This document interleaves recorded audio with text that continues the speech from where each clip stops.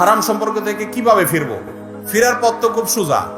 সমস্ত সম্পর্ক ছিন্ন করে একটা মেসেজ দিয়ে দিবেন, আল্লাহর জন্য তোমাকে ত্যাগ করছি, তোমার যা ইচ্ছা তা মনে করতে পারো, তবে আমি জেনেছি আমার রব এতে অসন্তুষ্ট হন, এতে ইবাদতের স্বাদ নষ্ট হয়, এতে জান্নাতে যাওয়ার পথ রুদ্ধ হয়, কঠিন হয়, শয়তানের সবচেয়ে বড় অস্ত্র এটি। আমি হারাম সম্পর্ক থেকে বিচ্ছিন্ন থাকার, দূরে থাকার জন্য তোমার সাথে সম্পর্ক বিচ্ছিন্ন করলাম।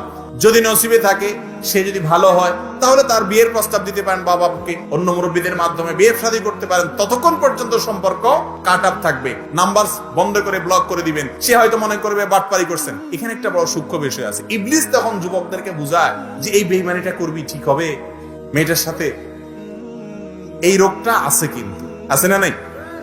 যুবকদেরকে তখন ইবলিসের ব্যাপারটা এরকম ডেঞ্জারাস দেখেন। ইবলিস কিন্তু আপনাকে ফুসলাবে, যখন দেখাবে ডাইরেক্ট আপনারা দিয়ে হারাম কাজ করানো যাচ্ছে না, তখন এবার এমন এমন আইডিয়া নিয়ে আসবে, আপনি নিজে বলবেন হ্যাঁ তাই তো ঠিকই তো। একটা মানুষের সাথে বেঈমানি করা তো উচিত না। কিসের ইমানে বেঈমানি? 2 নম্বরের চুক্তি করেছেন, ওটা ভঙ্গ করা ওয়াজিব, সেটা আল্লাহর জন্য।